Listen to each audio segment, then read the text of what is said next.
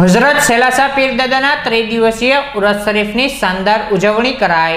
હઝરત સેલાસા પીરદાદાના ઉરસ શરીફ ત્રિદિવસીય ઉજવણીનું આયોજન કરવામાં આવ્યું હતું। આ ઉરસ શરીફની ઉજવણી અંતર્ગત સદલ શરીફનું જુલુસ નીકળ્યું હતું। બાદ જુલુસ દરગાહ શરીફમાં પહોંચતા સદલ શરીફ, ચાદલ શરીફ, સલાતો સલામ, મિલાદ શરીફ, ન્યાઝ શરીફ સહિતના કાર્યક્રમો યોજાયા હતા, જેમાં મોટી સંખ્યામાં હિન્દુ મુસ્લિમ શ્રદ્ધાળુઓએ ઉપસ્થિત રહી ઉરસ શરીફની ઉજવણી કરી ધન્યતા અનુભવી હતી।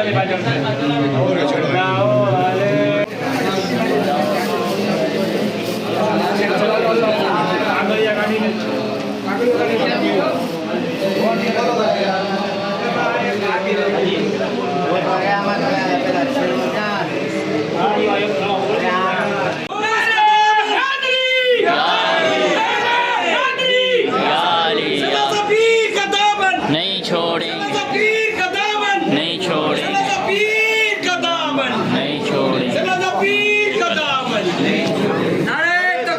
अल्लाहु अकबर। या रसूल।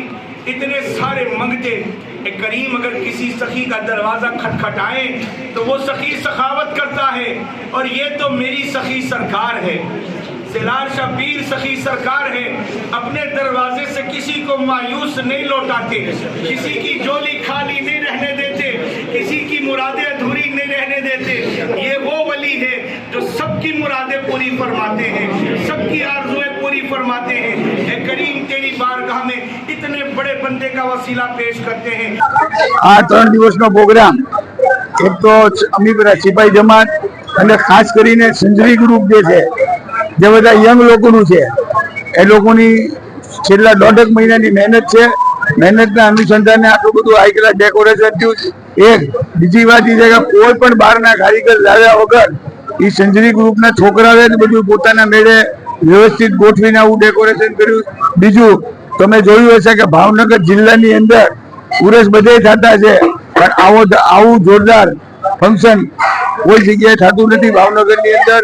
અને 3 દિવસની અંદર નિયાજ એટલે એમાં કોઈ જાતની લિમિટ જ નથી, એટલે બધી પબ્લિક બહારગામની પબ્લિક આવે છે, બધાને ખબર પડી ગઈ। એટલે નિયાજ સિવાય આખી રાત પ્રોગ્રામ આલે, એની અંદર અલગ અલગ વસ્તુ પણ હોય છે, રબડી હોય છે, ચા હોય છે, પછી મંચુરિયન, જે કાંઈ આઈટમો આવતી હોય એ બધી વસ્તુઓને દરેક કોમ માટેનું નિયાજનું આયોજન હોય છે।